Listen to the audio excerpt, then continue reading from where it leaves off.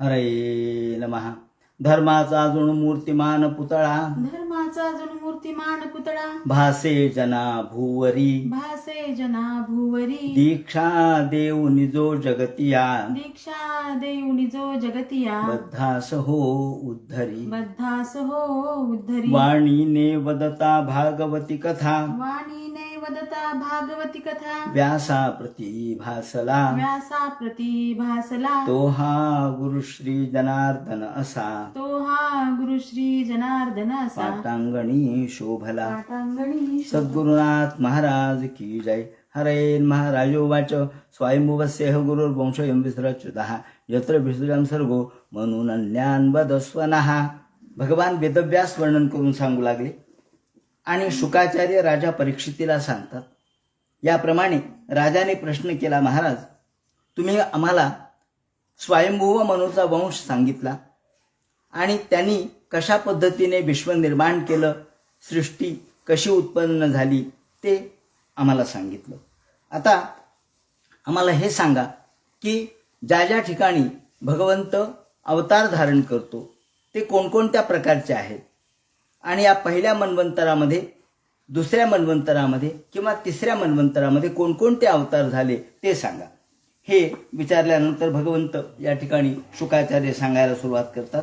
हे राजा, सुरुवातीला पहिल्या सर्गामध्ये मनु आणि शतरूपा, स्वयंभुव मनु आणि शतरूपा यांची उत्पत्ती झाली आणि स्वयंभुव मनु यांच्यापासून सृष्टी निर्माण झाली, ज्याचे विवरण आपण तिसऱ्या चौथ्या स्कंधामध्ये पाहिले. त्याचप्रमाणे या स्वयंभुव मनु आणि शतरूपा हे नंतर सुनंदा नावाच्या नदीवरती एका पायावर उभा राहून त्यांनी तपश्चर्या केली, 100 वर्ष तपश्चर्या केली आणि मंत्रोपनिषद स्वरूप ब्रह्मात्मक स्तोत्र त्यांनी गायलं. यानंतर या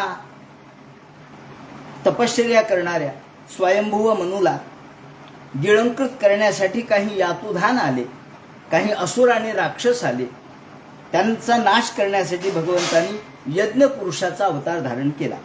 त्यानंतर अग्निपुत्र स्वारोचिष मन्वंतरामध्ये, हे दुसरं मन्वंतर आहे. स्वारोचिष पहिलं जे मन्वंतर आहे ते स्वयंभुव मनु यांच्यापासून झालेलं पहिलं मन्वंतर. दुसरं स्वारोचिष, हा अग्निपुत्र स्वारोचिष याच्या नावानेच हे मन्वंतर प्रसिद्ध झालं. त्यामध्ये त्यावेळेला वेदशिरा नावाची ऋषीची पत्नी तुषिता हिच्या पोटी विभू नावाचा अवतार भगवंताने धारण केला. त्यानंतर हा अवतार ब्रह्मचारी होता.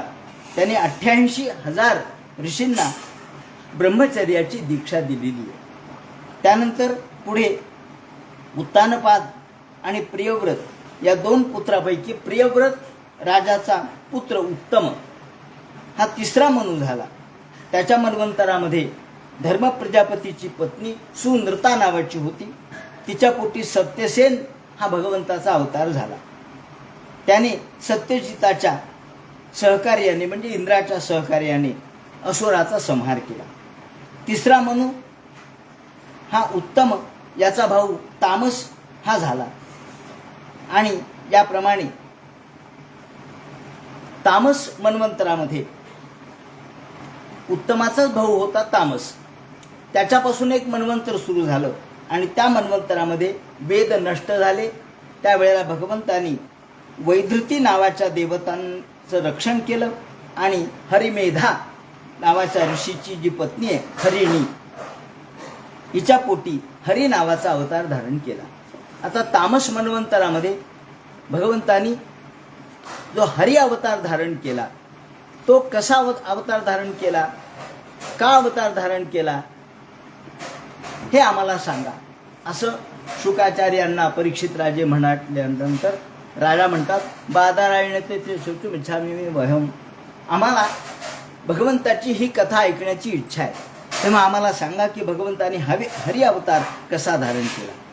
अत्यंत मंगलकारक असं हे आख्यान आहे आणि योगायोगाने आज एकादशी आहे. एकादशीच्या निमित्ताने गजेंद्राच्या आख्यानाची कथा आपण ऐकत आहोत. गजेंद्र आख्यान या ठिकाणी विवरण करण्याचा योग आपल्याला आलेला आहे आणि ऐकण्याचा योगही आपल्याला आलेला आहे. त्यांनी सांगायला सुरुवात केली, हे राजा, क्षीरसागरामध्ये त्रिकूट नावाचा एक सुंदर पर्वत होता. त्या पर्वतावर सुरम्य वृक्षराजीमध्ये ऋतुमान नावाचे वरुणाचे एक उद्यान होते आणि त्या उद्यानामध्ये एक विस्तीर्ण सरोवर होतं. या ठिकाणी गजेंद्र आपल्या स्त्री परिवारासह मुलाबाळासह त्या ठिकाणी मोठी मनसोक्त क्रीडा करत होता. आसीत गिरिवरो राजं श्रीकूट इति विश्रुतः क्षीरोदेनावृत श्रीमान्यो जनयुत मुच्छ्रितः. याची लांबी आणि रुंदी याचं वर्णन केलंय की सगळ्या बाजूंनी याची लांबी रुंदी ही कशी होती तर 10,000 योजन हा उंच पर्वत होता. चांदी त्याचप्रमाणे सोनं असं त्या शिखरावरती होतं आणि ते चमचम चमचम करत होतं. त्या ठिकाणी किन्नर अप्सर सिद्ध विद्याधर हे क्रीडा करण्यासाठी येत असत. तिथे हा गजेंद्र आपल्या स्त्रियांसह वर्तमान, पुत्रासह वर्तमान, मुलाबाळासह वर्तमान, नातू पणतू पडपंतू यासह त्या ठिकाणी क्रीडा करत होता. मुली होत्या, त्याच्या काही जावई होते आणि तस्य द्रोण्यां भगवतो वरुणस्य महात्मनः. या ठिकाणी वरुणाच्या उद्यानामध्ये मोठं सुंदर वर्णन या ठिकाणी वरुणाच्या उद्यानाचं केलेलं आहे की जिथे हंस, कारंडव, चक्राव हे पक्षी आहेत, सारस आहेत, शकुंत आहेत, त्याचप्रमाणे जलकुक्कुट आहेत अर्थात पाणकोंबडे आहेत, तसंच कोकिळांचा आवाज येतोय, मत्स्य, कच्छप, संचार यांचा संचार आहे. त्या ठिकाणी वेगवेगळ्या प्रकारचे वृक्ष आहेत, कदंब आहे, त्याचप्रमाणे बेताचे वृक्ष आहेत, त्याचप्रमाणे सुंदर अशा प्रकारचे द्राक्ष त्या ठिकाणी लागलेले आहेत, तसंच आंब्याची झाडं आहेत, अशोकाचे वृक्ष आहेत, कुंद आहे, कुरबका अशोकही कुंदाचे फुलं आहेत, अशोकाचे झाडं आहेत, शिरीष यांची देखील झाडं आहेत. त्याचप्रमाणे सगळीकडे सुंदर शोभिवंत असे हे ठिकाण रम्य होतं आणि प्रत्यक्ष हे वरुणाचं उद्यानच होतं ऋतुमान नावाचं. त्या ठिकाणी हे या सरोवरामध्ये एके दिवशी त्याच ठिकाणी हिंडत असताना फिरत असताना गजेंद्र याला तहान लागली. सगळ्यांनाच तहान लागली. क्रीडा करत करत असताना तहान लागली. गजेंद्राला फक्त तिथे सुगंध अशा प्रकारच्या फुलांचा वास आला, कमळाचा वास आला आणि कमळाच्या वासाने उद्दाम होऊन हा कुठे पाणी मिळतंय याचा शोध घेत घेत या तळ्यापाशी आला. या विशाल अशा प्रकारचे हे सरोवर, त्या सरोवरामध्ये यांनी तृषार्त हत्तींनी पाणी पिलं, पोटभर पाणी पिलं आपल्या सोंडांनी, सगळ्यांनीच पाणी पिलं, पोरं बाळं त्याचप्रमाणे बायका या सगळ्यांनी पाणी पिलं आणि मग एकमेकावर पाणी उडवू लागले. याला गजेंद्र किंवा हत्ती हा याची फार आवड आहे पाण्याची. हत्तीला पाण्याची फार आवड असते आणि याला म्हणतात वप्रक्रीडा. या आपल्या कालिदासाने त्याच्या मेघदूत नावाच्या काव्यामध्ये सुरुवातीला वप्रक्रीडा असा उल्लेख केलेला आहे. वप्रक्रीडा म्हणजे काय? ही हत्तींची क्रीडा. हत्तींची क्रीडा अशी की पाणी अंगावर उडवणे. ज्याप्रमाणे आपण पिचकारी मध्ये पाणी घेतो आणि सोडतो तसं हत्ती काय करतो, सोंडेमध्ये पाणी घेतो आणि एकमेकाच्या अंगावर टाकतो. अशा पद्धतीने हत्तीला याचा आनंद होतो. थंड पाण्याचा सगळ्यांनाच आनंद सगळ्यांनी घेतला आणि हा गजेंद्र ताकदवान होता. त्यांनी सगळ्यांच्या अंगावर पाणी उडवायला सुरुवात केली. बाकीच्यांनी सुद्धा आपल्या सोंडेने हे पाणी घेतलं आणि उद्दामपणाने हे पाणी सगळ्या अंगावर टाकू लागले. त्यामुळं सगळं तळं ढवळून निघालं, सगळीकडे खळाळू लागलं आणि या सरोवरामध्ये एक प्रचंड मगर राहत होता आणि हा ताकदवान होता. त्यांनी गजेंद्राचा पाय धरला आणि गजेंद्राला खाली ओढायला सुरुवात केली. गजेंद्रही ताकदवान होता. त्यांनी आपल्या शक्तीने स्वतःला वरती उचलून घ्यायला सुरुवात केली. करता करता करता गजेंद्र खाली वरती ओढतोय आणि ग्राह त्याला खाली ओढतोय. याप्रमाणे हे युद्ध सुरू झालं. गजेंद्राला सुरुवातीला वाटलं आपण हा पाय बाजूला काढू, पण पाण्यामध्ये मगरीची शक्ती खूप असते. पाण्यामध्ये ही शक्ती असल्यामुळं, पाण्यात मगरीची सामर्थ्य वाढत असल्यामुळं या मगरीनं त्याला आपल्या पक्क्या दातांनी धरून ठेवलं आणि त्याला काही सोडायला तयार नाही. याप्रमाणे करता करता हत्ती वरती घेतोय, मगर खाली ओढतीये. सुरुवातीला त्याला वाटलं पटकन आपण निघू, नंतर त्याने आपल्या बायकांना बोलावलं, मला वरती काढा. बायकाही मदतीला आल्या, त्यांनी आपल्या सोंडीनी गजेंद्राला वरती काढायचा प्रयत्न केला. आता गजेंद्राची शक्ती संपत आली. मग बायकांनी मदत केली. शेवटी बायकाही थकल्या, पोरं आले, पोरही थकले, मुली आल्या, मुली थकल्या, जावई आले. शेवटी जावई जेवायला आधी येतात आणि कामाला शेवटी येतात. सगळ्यात शेवटी आले टाकणं टाकायला. जावई आल्याबरोबर त्यांनी सुद्धा प्रयत्न केला खरा, पण काही उपयोग झाला नाही. शेवटी सगळेजण थकले. आपण म्हणतो ना, अवघे सोयरे सुखाचे, दुःखाचे सांगाती नव्हे ती कोणी. सगळे सोयरे सुखाच्या वेळेला जवळ येतात, दुःखाच्या वेळेला मात्र कोणी थांबत नाही, कोणी जवळ येत नाही. त्याप्रमाणे सर्व थकून गेले आणि एकेकानी काढता पाय घ्यायला सुरुवात केली. आधी जावई निघून गेले, नावच आहे जावई. त्याप्रमाणे जा म्हटलं की गेले. मुलं गेले, बाळ गेले, नातू गेले, मुली गेल्या. जावई गेल्या बरोबर आपल्या नवऱ्याची काळजी, त्याप्रमाणे मुली गेल्या. बायका राहिल्या, शेवटी त्या बायकाही निघून गेल्या आणि हत्ती एवढा एकटा राहिला गजेंद्र. आणि मग मात्र तो सगळ्यांना हाक मारतोय, कोणी जवळ यायला तयार नाही. सगळेजण हळूहळू म्हणजे आम्ही थकून गेलो, आता आमच्यात शक्ती नाही राहिली. गजेंद्रातली शक्ती संपली होती. गजेंद्रानी आता आपल्याला साह्यकारी कोण, आता दुसरा कोणी साह्यकारी नाही. अशा परिस्थितीमध्ये भगवंताची प्रार्थना करायला सुरुवात केली. यांनी वर्णन केलंय की पूर्वजन्म त्याला आठवला आणि पूर्वजन्मात त्यांनी जे पाठ केलेलं होतं, आपण म्हणतो ना, पूर्व दत्तेषु या विद्या, पूर्व दत्तेषु या धनम, पूर्व पुण्येषु या भार्या, अग्रे धावती धावती. पूर्वी जर काही केलेलं असेल तर या जन्मात त्याचा आपल्याला फायदा होतो, या ठिकाणी उपयोग होतो. पूर्वजन्मामध्ये यांनी विद्याभ्यास केलेला होता, शास्त्राभ्यास केलेला होता, ज्ञान प्राप्त केलेलं होतं, काही पाठांतर केलेलं होतं. ते जसं तसं स्तोत्र त्याला आठवलं आणि तो गजेंद्र बोलू लागला.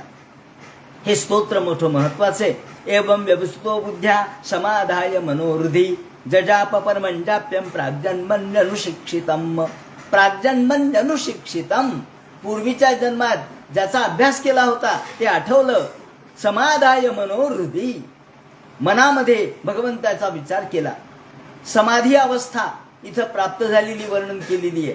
तो एकाग्र मन केलं. आता त्याचं मन कशातच नव्हतं. व्यवस्थितो बुद्ध्या, व्यवस्थितो म्हणजे गीतेमध्ये म्हटलंय की कृष्ण म्हणतात अर्जुना, व्यवसायात्मिका बुद्धी रेकेह कुरु नंदन. व्यवसायात्मिका म्हणजे एकच एक केंद्रितता.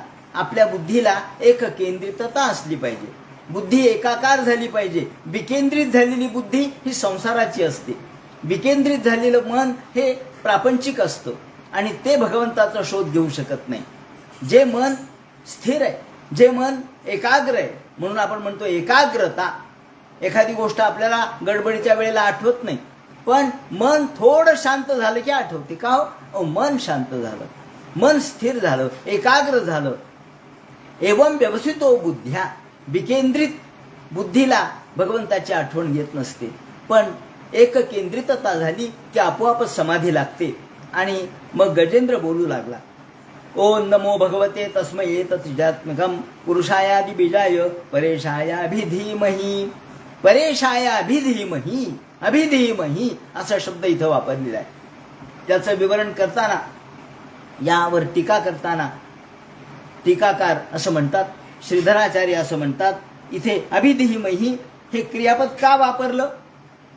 त्या ठिकाणी असं म्हटलंय श्रीधराचार्यांनी की गजेंद्र असं म्हणतो, देवा माझे पाय तर अडकलाय, त्यामुळे आता मी तुला नमस्कार नाही करू शकत, वंदन नाही करू शकत, पायाने हाताने वंदन करू शकत नाही, म्हणून मी काय करतो, मनानेच तुझं ध्यान करतो. म्हणून अभिधीमहि असा शब्द त्याने वापरलाय असं ते म्हणतात. हे प्रभो, या ठिकाणी त्यांनी स्तुती करायला सुरुवात केली. काय म्हणतात ते, यस्वात्मनिदम निजमाया अर्पितम क्वचित विभातम क्वचित तिरोहितम. हे देवा, तुम्ही क्वचित तिरोहित होता, क्वचित प्रगत होता. कधी विश्व निर्माण करता आणि विश्वामध्ये अनुप्रविष्ट होता. कधी विश्वाच्या निर्मितीला कारणीभूत ठरता, तर कधी विश्वाच्या लयाला कारणीभूत ठरता. आपण या विश्वाचे साक्षी आहात. आत्ममूलवतो माम परात्परः. देवा माझं रक्षण कर. कालेन पंचत्वमिदेषु कृष्णशो लोकेषु बाल्येषु सर्वहेतुषु तमस्तदासीत गहनं गंभीरम यस्तेचे पायरी विराटे विभू. हे देवा या गहन गंभीर अशा प्रकारच्या या संसार अर्णवातून मला मुक्त कर. आणि देवा ऋषी त्याचप्रमाणे मोठमोठे जे ज्ञानी आहेत ते देखील तुमचा विचार करू शकत नाहीत, तुमच्यापर्यंत येऊ शकत नाहीत. आणि आपण कसे यथा नटस्या कृतिभिर्विचेष्टितो, आपण एखाद्या नटाप्रमाणे वेगवेगळे रूप धारण करता, वेगवेगळे अवतार धारण करता. नटो नाट्यधरो यथा असं म्हणतात ना, की भगवान कसा आहे तर नाट्यधर आहे. अटकू नाटकू हो. भगवान हा वेगवेगळे नाटकं करतो, वेगवेगळे नाटक रूपाने आपल्यासमोर उभा राहतो. जसा नाटककार अभिनेता वेगवेगळे रूप धारण करतो. मूळ अभिनेता वेगळा असतो, अभिनेत्याचं नावही वेगळं असतं, पण एखाद्या नाटकात त्याचं वेगळं नाव आहे, दुसऱ्या नाटकात त्याचं वेगळंच नाव असतं, त्याची वेगळीच कार्यपद्धती असते, त्याचा स्वभाव भिन्न असतो. मूळ वेगळा आणि अभिनय वेगळा. तेव्हा अभिनय करणारा जसा नाटककार हा नाट्याभिनेता ज्याप्रमाणे वेगवेगळी रूपं धारण करतो, कधी तो रागाचं तर कधी प्रेमाचा आविर्भाव करतो, त्याप्रमाणे तुम्ही सुद्धा वेगवेगळे अवतार धारण करून यथा नटस्या कृतिभिर्विचेष्टितो दुरत्यानुक्रमण समावतु, वेगवेगळे रूप धारण करता आणि अवतार धारण करता. देवा आपण तस्मै नमः परेशाय ब्रह्मणे अनंत शक्ती, आपण अनंत शक्तीचे आहात, तुम्हाला नमस्कार असो. अरूपाय रुरूपाय, तुम्ही तसे अरूप आहात, तुम्हाला रूप नाहीये, परंतु तुम्ही गुण धारण करता. सत्व रज तम हे गुण मायेचे आहेत, ते तुमचे नाहीयेत, पण तुम्ही ते धारण करता आणि या विश्वामध्ये संचार करता. नम आत्मप्रदीपाय, देवा आपण आत्मप्रदीप आहात. सगळ्या जगाला प्रकाश दाखवण्याचं सामर्थ्य ज्ञानाने तुम्हाला. आत्मप्रदीप याचा अर्थ असा की तुम्ही जगाला ज्ञान देता. जसं दिवा हा आपल्याला उजेड देतो, त्याप्रमाणे आपल्या रूपाने वाणी मन यांना तुम्ही प्रेरणा देता आणि निर्वाण सुखासाठी जो प्राप्त होतो तो भक्तियोगानेच प्राप्त होतो. त्या अशा कैवल्यनाथाला माझा नमस्कार असो. आपण सदाभासाय ते नमः. सदाभास हे आपलं स्वरूप आहे. सद्भास, सदाभास म्हणजे काय? सद आभास. हे जे विश्व आहे हे सदाभास आहे. विश्व म्हणजे भगवंताचं प्रतिबिंब याच्यात पडलेलं आहे. बिंबात्मक भगवान वेगळा आहे, पण प्रतिबिंबात्मक हे विश्वामध्ये आहे. त्यामुळे हे भगवंता आपण सदाभासाच्या रूपाने इथे व्यक्त होता. नमो नमस्ते अखिल कारणाय निष्कारणाय भूतकारणाय सर्वागमांनाय महार्णवाय नमो मोर्गाय परायणाय. हे देवा आपण अखिल कारण आहात. सगळ्या जगाचं कारण आपणच आहे. जगामध्ये आपल्याशिवाय काहीच निर्माण होऊ शकत नाही. तुम्ही स्वयंभू आहात आणि कारणरहित देखील आहात. त्यामुळं सुवर्ण याचे जसे अलंकार होतात, मातीच्या जशा वेगवेगळ्या मूर्ती होतात किंवा घट वगैरे होतात, त्याप्रमाणे या विश्वाला तुम्ही प्रेरणा देता आणि विश्वात्मक होता. अद्भुत कारण हे तुमचं स्वरूप आहे. याप्रमाणे हे देवा तुम्ही महार्णव आहात. तुमच्या स्वरूपाचा थांगपत्ता लोकांना लागू शकत नाही. गुणारणिच्छन्न चदुष्मबाय तक्षोभ विस्फूर्जित मानसाय नैष्कर्म्य भावयन विवर्जितागम स्वयंप्रकाशाय नमस्करोमी. देवा तुम्हाला मी नमस्कार करतो. आपण स्वयंप्रकाश आहात. नैष्कर्म्य भावेन, जो निष्काम भावनेने आपली सेवा करतो त्याला तुमची सेवा करतो, त्याला तुम्ही प्रसन्न होता. अरणी गुणारणिच्छन्न चतुष्मबाय, गुणरूपी अरणी आहे. अरणी म्हणजे ज्याच्यापासून जो दोन काष्ठ असतात, दोन लाकडं असतात, त्याला घासलं म्हणजे अग्नी दीप्त होतो. त्याप्रमाणे गुण म्हणजे काष्ठ आहेत. त्या गुणाच्या द्वारे तुम्ही व्यक्त होता. जसं काष्ठामध्ये अग्नी असतोच, पण घर्षणाने व्यक्त होतो, तसे तुम्ही देवा छन्न स्वरूपात, प्रछन्न स्वरूपात, सुप्त स्वरूपात तुम्ही अग्निप्रमाणे या काष्ठामध्ये आहात. पण नंतर तुम्ही व्यक्त होता प्रकृतीच्या द्वारे. गुणांच्या मध्ये तुम्ही ज्ञानाग्नी रूपाने प्रगट होता. आणि गुप्त असलेला अग्नी जसा प्रगट व्हावा तसा तुम्ही प्राकृतिक गुणाच्या ठिकाणी क्षोभ निर्माण झाला. तून क्षोभ निर्माण झाला की विश्व निर्माण होतं. ज्याप्रमाणे अहम बहुश्याम प्रजायेय, याप्रमाणे तुम्ही हे विश्व निर्माण करता. याप्रमाणे मातृक प्रपन्न पशुपाश विमोक्षणाय मुक्ताय भूरी करुणाय नमोलयाय स्वांशेन सर्वत्र नमसे प्रतीत प्रत्युत विषय भगवते बृहते नमस्ते. हे देवा, आपण बृहत आहात. सूक्ष्म स्वरूपही आपलंच आहे आणि व्यापक स्वरूपही आपलंच आहे. तुम्ही नित्य मुक्त शुद्ध बुद्ध अशा प्रकारचे आहात. तुम्ही परम दयाळू आहात आणि जे कोणी प्रपन्न शरण आलेत त्यांना तुम्ही मुक्त करता. षड्गुणैश्वर्यता तुमच्यामध्ये. तेव्हा मी तुम्हाला शरण आलोय देवा, मला या ग्रहापासून मुक्त करा. पण देवा, मी एवढंच म्हणणार नाही ग्रहापासून मुक्त करा, मला या जन्मातूनच तुम्ही आपण मुक्त केलं पाहिजे. आत्माप्त जाप्त ग्रहभित्त जनेषु सक्तै. जे लोक आप्ताप्त जाप्त आप्त इष्ट मित्र सोयरे धायरे यामध्ये तल्लीन आहेत त्यांना आपण कधी प्रसन्न होत नाहीत. आत्माप्त जाप्त, आत्मा स्वतःमध्ये स्वतःच्या देहामध्ये जे तल्लीन आहेत. आत्मात्मजाप्त ग्रहवित्त जनेषु सक्तैर दुष्प्रापणाय गुणसंग विवर्जिताय. पण जे गुणसंगापासून विवर्जित आहेत त्यांना आपण प्रसन्न होता. जे मुक्त आहेत त्यांना आपण मुक्त ज्ञानाने मुक्त करता. आणि म्हणून जे आसक्त आहेत ते या तुमच्या कृपेला पात्र होऊ शकत नाहीत. देवा, आपण ज्ञानमय आहात. म्हणून यम धर्म कामार्थ विमुक्ती कामा भजन्ते इष्टाम गतिमाप्नुवन्ति किं त्वाश्योदात्य विदेहमव्ययम करोतु मे दभ्रदयो विमोक्षणम. हे देवा, आपण दयाळू आहात. दभ्रदयो, आपण दयेची मूर्ती आहात. मला मुक्त करा. विमोक्षणम, आता इथे विमोक्षणम जो शब्द वापरला, मुक्ती कर द्या. ही मुक्ती जशी या ग्रहापासून मुक्ती आहे तशी देहापासून सुद्धा मुक्ती द्या. मला या गजेंद्र रूपी देहाचा अभिमान नाही. आता मला या हत्तीपणाचा अभिमान नाही. मला यातून मुक्त करा. मला अविनाशी स्वरूप प्राप्त करून द्या. याप्रमाणे देवा, आनंदमग्न आपण आहात. आनंद स्वरूप आपण आहात. या ठिकाणी अतिशय सुंदर विवरण केलंय. तमक्षरम ब्रह्म परंपरेश. देवा, आपण अक्षर ब्रह्म आहात. आपण अव्यक्त आहात आणि योगगम्य आहात. फक्त योगी लोकांनाच आपण कळू शकता. अतींद्रिय आहात. आमच्या सारख्यांना मूढांना तुम्ही कसे कळावे देवा. अनंत माध्यम परिपूर्ण मीढे. आणि इथून जे 3 श्लोक आणखी दिलेले आहेत ते अत्यंत सुंदर आहेत. त्या श्लोकामध्ये यस्य ब्रह्मादयो देवा वेदा लोकाश्चराचराः नामरूप विभेदेन फलव्याचक्रया कथाः यथा चोग्ने सवितृगभस्तयो निर्यान्ते संयान्ते सर्वोचिषाः तथा यतोऽयं गुणं सम्प्रवाहो बुद्धिर्मनः खालीं शरीरसर्गाः सवैन देवासुरमर्त्य तिर्यं न स्त्रीन षण्डो न पुमान् जन्तुः नायं गुणः कर्म संन्यजासन निषेधशेषो जयतादशेषाः. अतिशय महत्वाचे सिद्धांत यामध्ये मांडलेले आहेत. ईश्वराचं परिपूर्णत्व यात प्रगट केलेलं आहे. देवा, आपण नामरूप धारण करणारे आहात. पण तुम्ही चर आणि अचर आपण निर्माण केलेलं आहे. अग्नीपासून जशा अनेक ठिणग्या निर्माण होतात तशा हे जीव आपल्यापासून निर्माण झाले. हे विश्व आपल्यापासून निर्माण झालं आणि शेवटी आपल्यातच विलीन होतं. हे सगळं बुद्धी मन प्राण इंद्रिय शरीर सर्ग आपल्यामध्येच विलीन होतं. आपल्यातून निर्माण होतं आणि आपल्यातच विलीन होतं. संयांती निर्यांती संयांती सकत स्वरोची शहा. या ठिकाणी निर्यांती आणि संयांती निर्माणही होतं आणि नष्टही होतं. याप्रमाणे आपण निषेधशेषो जयतादशेषः. निषेधशेष आहात. निषेधशेष म्हणजे या ठिकाणी व्यतिरेकाच्या पद्धतीने विचार केलेला आहे.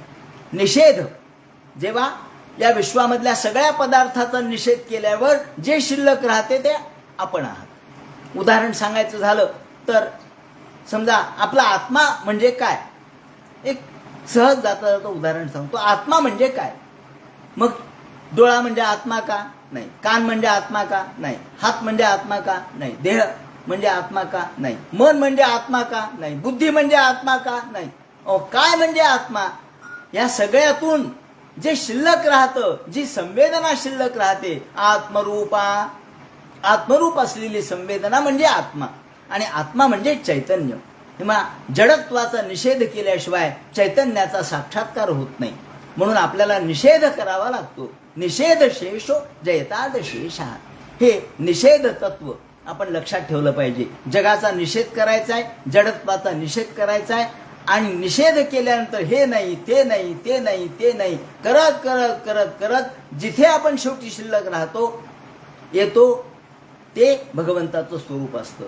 चैतन्य असं आपल्याला निषेधाच्या द्वारे म्हणजे व्यतिरेकाच्या पद्धतीने सिद्ध करावं लागतं. म्हणून ते म्हणतात निषेध शेषो जैतांत शेषा.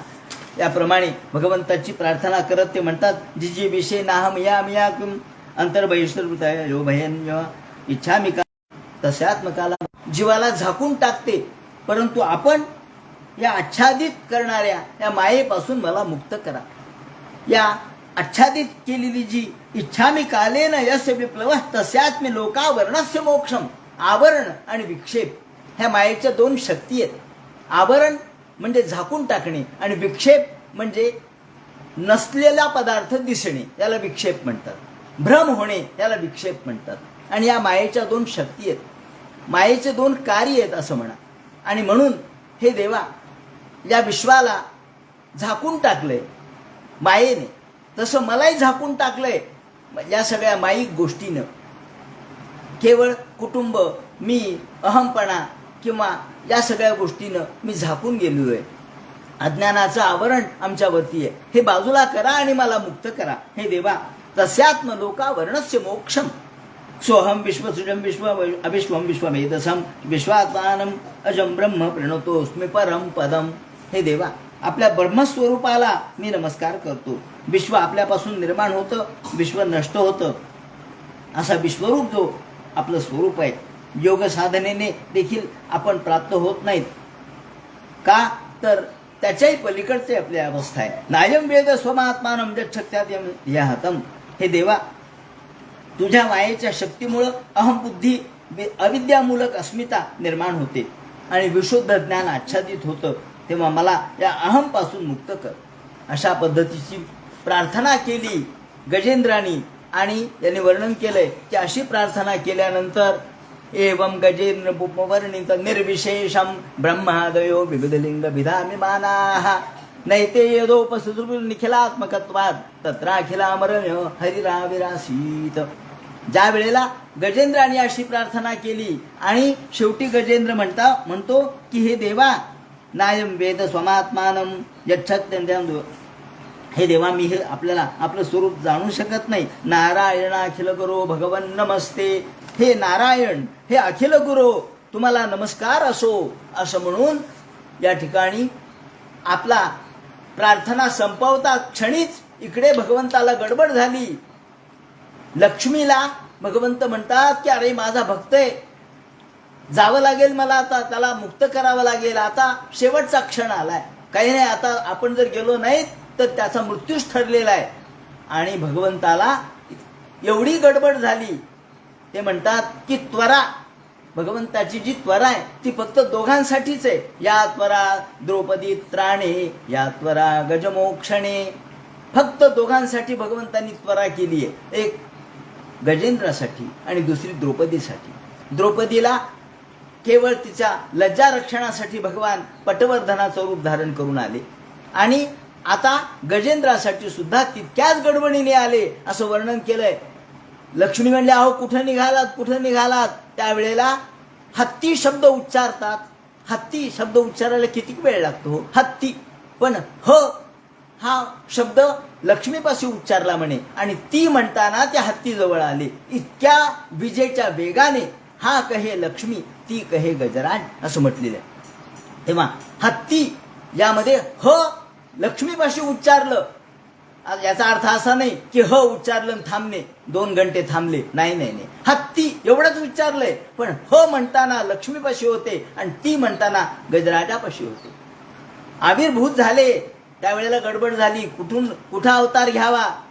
आणि मग हरिणीच्या पोटी भगवंतानी हरी अवतार धारण केला. ही हरिमेधस नावाच्या ऋषीची पत्नी होती.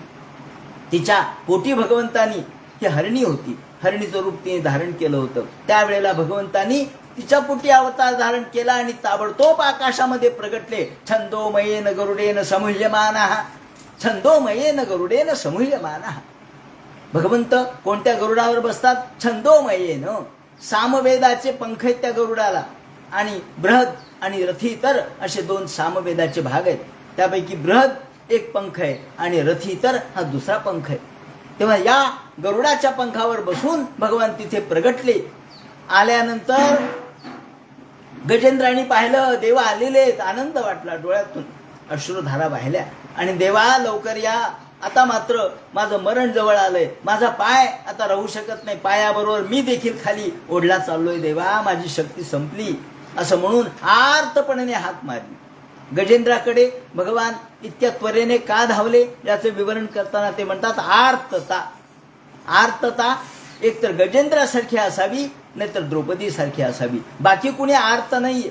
आर्त अत्यंत अत्यंत भगवंता प्रित्यर्थच फक्त मन ज्यांनी ठेवलेलं आहे, भगवंताशिवाय दुसरा कोणी त्याला सहाय्यकारी नाही असं ज्याला वाटतं त्याला आर्तता म्हणतात.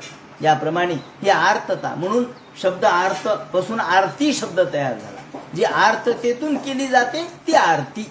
आरती ही जिथे प्रेम आहे, आ म्हणजे पर्यंत, प्रेमापर्यंत भगवंताच्या भक्तीपर्यंत जी जाते त्याला आरती म्हणतात. असो, याप्रमाणे त्यांनी पाहिलं, देवा तुम्ही आलात आणि लवकरात लवकर सोडवा ना मला, उभ्या का राहिलात. आणि मग त्यांच्या लक्षात आलं, अरे भगवान काही दिल्याशिवाय आपल्याला काही देत नाही. पत्रम पुष्पम फलम तोयम यो मे भक्त्या प्रयच्छती. जो काही ना काहीतरी मला देतो त्याला मी देतो. आता काय द्यावं देवा तुला देण्यासाठी, मला माझ्याजवळ काही नाही. अरे काहीच नाही माझ्याजवळ, फक्त मन होतं ते तुझ्याकडे समर्पित केलं. आणि मग लक्षात आलं, अरे सुमन, या ठिकाणी सुमन एक फूल पलीकडे दिसतंय. कमळाचं फूल घेतलं आपल्या सोंडेमध्ये आणि भगवंताकडे फेकलं. एवं गजेंद्र पुंपवर्णित निर्विशेषम ब्रह्मादयो विधाममानाः नैते यदोपसृ खिलात्मकत्वात् तत्राखिला मर्मयो हरिराविसारासीत तन्तत्पदार्थमुपलभ्य जगन्निवास स्तोत्रं निशम्य दिविजय सहसंस्तुवद्भिः छंदोमयेन गरुडेन समूह्यमानश्चक्रायुधोभ्यगमदाशु यतो गजेंद्रः. ताबडतोब फूल फेकल्याबरोबर इकडे त्यांनी सोंडेतून फूल टाकलं आणि दुसरीकडे भगवंताने हातातलं सुदर्शन चक्र फेकलं. आणि सुदर्शन चक्र फेकून चक्रायुधोभ्यगमदाशु येतो गजेंद्रः. त्या चक्रेण नक्र वदनम विनिपाट्य तस्मात. चक्राने त्या नक्राचं वदन तर तोडलंच, मुंडकं तोडलं आणि गजेंद्राला मुक्त केलं. गजेंद्र मुक्त केल्याबरोबर इकडे तो ग्राह तर ठार झाला. तो हुहू नावाचा गंधर्व होता, त्याची गोष्ट त्यांनी सांगितली. तो कोण होता? तो देखील एक सत्पुरुष चांगल्या रूपाने प्रगट झाला. तोही अलंकार मंडित अशा रूपाने प्रगट झाला. हात जोडले त्यांनी आणि गजेंद्राचं रूप पालटलं. त्याला भगवंतासारखं स्वरूप प्राप्त झालं म्हणून वर्णन केलंय. त्याला सायुज या ठिकाणी स्वरूपता मुक्ती भगवंतांनी दिलेली आहे. आणि या वेळेला त्याला आपलं पार्षदगण म्हणून यांनी नियुक्त केलं. हा जो ग्राह होता तो कोण होता? तो पूर्वीचा हुहू नावाचा गंधर्व होता. एकदा शौभरी नावाचे ऋषी यमुनेमध्ये स्नान करत असताना या गंधर्वाने त्याचे पाय ओढले. काहीतरी गंमत करायची, मजा करायची, काहीतरी खेळ करायचा म्हणून त्याचे पाय ओढले. या वेळेला शौभरीने त्याला शाप दिला, अरे ज्या अर्थी तू असा आहेस. या वेळेला देवल नावाचे महर्षी होते, शौभरी बरोबरच तेच देखील तिथं होते. तेव्हा देवलाचा पाय ओढला. मुक्तो देवल शापेन हूळ गंधर्व सप्तमहा. देवलानी त्याला शाप दिला, अरे हे गंधर्वा, तू गंधर्व असून सुद्धा एखाद्या माशाप्रमाणे किंवा मगरीप्रमाणे मला खाली ओढतोस. मगरीप्रमाणे मग खाली जर ओढत असतील, सुसरीप्रमाणे ओढत असतील तर तू पुढच्या जन्मामध्ये सुसर होशील म्हणून देवलाने शाप दिला. देवल काय सामान्य होते का? अहो, देवल आणि नारद यांनी पुत्र दिलेला आहे. त्याचं कहाणी, याची गोष्ट आपण 6व्या स्कंदामध्ये ऐकलेली आहे. याप्रमाणे हे देवल यांनी शाप दिला आणि मग तो या ठिकाणी सुसर म्हणून जन्माला आला. मग पुन्हा त्याने हात जोडले, महाराज माझी मुक्ती कधी? ज्या वेळेला तू गजेंद्राचा पाय धरशील त्यावेळेला तू मुक्त होशील म्हणून सांगितलं. मग गजेंद्र कोण होता? ते म्हणतात सवई पूर्व ममुद राजा पांडव द्रविड सप्तमहा. हा पूर्वी पांड्य देशचा राजा होता. द्रविड देशचा राजा पांड्य नावाचा होता. त्याचं नाव होतं इंद्रद्युम्न. इंद्रद्युम्न इथे ख्यातो विष्णुव्रत परायण. हा इंद्रद्युम्न नावाचा राजा, पांड्य देशचा, द्रविड प्रदेशाचा, विष्णुव्रत परायण, अत्यंत विष्णुभक्त होता. एके दिवशी अगस्ती आलेले असताना याचं मौनव्रत होतं. गृहीत मौनव्रतम ईश्वरम हरिम, मौनव्रत धारण केलं होतं. आणि अगस्त्य आले. अगस्त्य आल्यानंतर त्यांनी मौन असल्यामुळं आता काय बोलता येत नाही म्हणून या बसा म्हणू शकला नाही. हे पाहिल्याबरोबर अगस्तीला राग आला. अगस्ती म्हणले, काय रे राजा, तू स्वतःला ईश्वर भक्त समजतो, देवभक्त समजतोस, विष्णुपरायण समजतोस आणि माझा सत्कार करत नाही साध्या शब्दाने. तू असा जर स्तंभित असशील तर तू हत्ती होशील पुढच्या जन्मात. म्हणून हा हत्ती झाला. त्यांनी सांगितलं, महाराज अहो माझं मौनव्रत होतं, माझी मुक्ती कधी होईल? ते म्हणाले, ज्या वेळेला ग्राह तुझा पाय धरील आणि तू भगवंताची स्तुती करशील त्यावेळेला तू भगवंताची एकरूप होशील, मुक्त होशील. कृष्णानुभावो गजराज मोक्षणम, याप्रमाणे हे गजेंद्र मोक्षाची कथा या ठिकाणी सांगितली.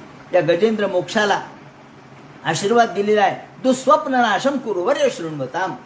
हे ऐकल्यानंतर दुःस्वप्नाचा नाश होतो. त्याचप्रमाणे सकाळी उठल्यानंतर स्नान करून आपण जर ही कथा वाचली किंवा ऐकली तर दुःस्वप्नापासून आपली मुक्ती होते. याप्रमाणे गजेंद्राला भगवंतांनी पार्षदगण म्हणजे आपला सहचर म्हणून नेमलं, आपला संरक्षक म्हणून नेमलं आणि सुदर्शनम पांचजनम सुपर्णम पतिकेश्वरम याप्रमाणे भगवान यांनी या ठिकाणी आपल्या धामाला त्याला घेऊन गेले. त्याने वर्णन केले की अशा पद्धतीने ही कथा शुकाचार्य म्हणतात परीक्षिते हे सगळं मुक्तकारक अशा प्रकारची ही कथा आहे, मुक्त करणारी ही कथा आहे. इत्यादी ऋषिकेश प्रथमायोत्तमम हर्षयन विबुधानिक मारोह खगादीपम. याप्रमाणे आकाशामधून गरुडाबरोबर उडून भगवंत आपल्या धामाला पोहोचले आणि गजेंद्राला मुक्त केलं. याप्रमाणे ही कथा या ठिकाणी सांगितली. आता पंचमा अध्यायामध्ये, या अष्टमस्कंधाच्या पंचमा अध्यायामध्ये भगवंताची स्तुती करून दुर्वासाचा शाप इंद्राला कसा होतो आणि इंद्र पदच्युत कसा होतो आणि अमृत मंथनाचा प्रयत्न कसा करतात तो सगळा भाग उद्याच्या चिंतनामध्ये सांगण्यात येईल. हरे नमः. पुंडलीक वरदे विठ्ठल सीताकांत स्मरण. जय